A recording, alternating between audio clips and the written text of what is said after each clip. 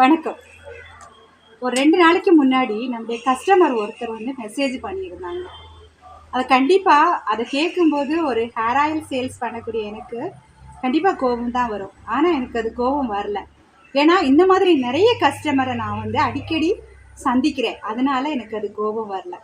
அவங்க என்ன மெசேஜ் பண்ணியிருந்தாங்க அப்படின்னா, உங்களுடைய ஹேர் ஆயில் நல்லா இல்லை, ஹேர் ஃபால் நிறைய ஆகிட்டே இருக்குது, தினமும் எனக்கு ஹேர் ஃபால் ஆகுது, கொஞ்சம் கூட ஹேர் ஃபால் நிற்கவே இல்லை, waste of money, waste of time அப்படின்னு சொல்லிட்டு எனக்கு மெசேஜ் பண்ணியிருந்தாங்க.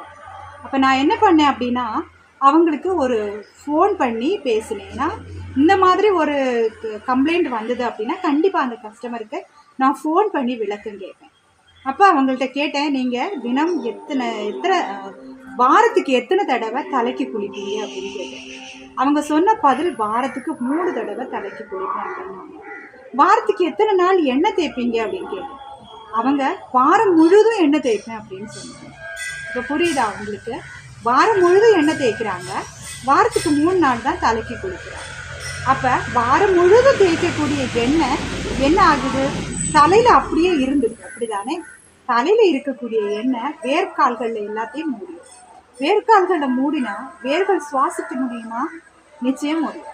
அப்போ என்ன ஆகும்? ஹேர் ஃபால் இருக்கிறது. அடுத்து வாரத்துக்கு 3 தடவை தலைக்கு குளிக்குது. நம்முடைய உடம்பு பார்த்தீங்கன்னா எப்போவுமே வெப்பமாகவே இருக்கும். நம்முடைய பாடி ஹீட்டு தானே இல்லையா? எல்லாருடைய உடம்பும் ஹீட்டு தான். என்னுடைய உடம்பு குளிர்ந்த உடம்பு அப்படின்னு யாராலையுமே சொல்ல முடியாது.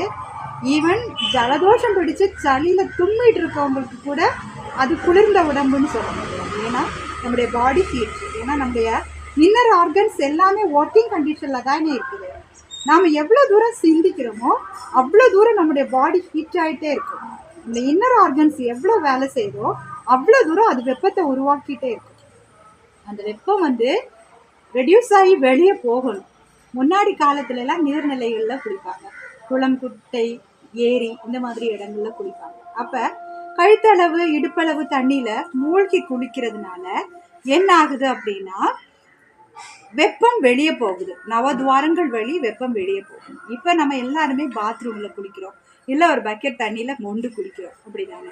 அப்போ நம்முடைய வெப்பம் வந்து துவாரங்களில் தண்ணி போகாது, வெப்பம் வெளியே போகாது. இப்போ நம்ம என்ன பண்ணணும் அப்படின்னா, நான் எல்லாருக்கும் சொல்லக்கூடியது தினம் 2 வேளையாவது நீங்கள் குளிங்க அப்படின்னு சொல்கிறேன். முடியாத பட்சத்தில் தினம் 1 வேளையாவது தலைக்கு ஊற்றுங்க. தலைக்கு ஊற்றுறது மட்டும் இல்லாமல் எப்பப்போ உங்களுக்கு நினைவு வருதோ அப்பப்போ 1 டம்ளர் தண்ணியாவது குடிச்சிட்டே இருங்க. தண்ணி குடிக்கிறதையும் குளிக்கிறதையும் மட்டும் ஸ்டாப் பண்ணாதீங்க. முடிஞ்ச அளவுக்கு 2 வேளை குடிங்க. இல்லையா தினம் 1 வேளையாவது தலைக்கு குளிங்க. நாங்கள் குளிங்க அப்படின்னு சொல்கிறது உடம்புக்கு குளிக்கிறது கிடையாது, தலைக்கு குளிக்கிறது தான். எப்போ எண்ணெய் தேய்ச்சாலும் 1 hour கழித்து அந்த எண்ணெயை வாஷ் பண்ணி வெளியே எடுத்துருங்க. ஷாம்பு, நல்ல தரமான ஷாம்பு யூஸ் பண்ணுங்க.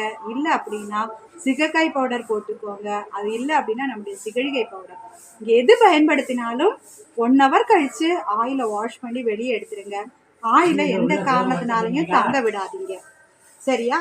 இதை மட்டும் நீங்கள் எப்போவுமே மனசில் வச்சுக்கோங்க. வச்சுருந்தீங்க அப்படின்னா உங்களுடைய முடியில் வந்து எந்த ஹேர் ஃபாலும் இருக்காது, நல்ல முடி க்ரோத் இருக்கும். இப்படி பயன்படுத்திட்டு நீங்கள் சொல்லுங்கள். நம்முடைய ஆயில் தேவைப்படுறவங்க ஸ்க்ரீனில் தெரியக்கூடிய வாட்ஸ்அப் நம்பரில் நீங்கள் வாங்கிக்கலாம். தேங்க்யூ.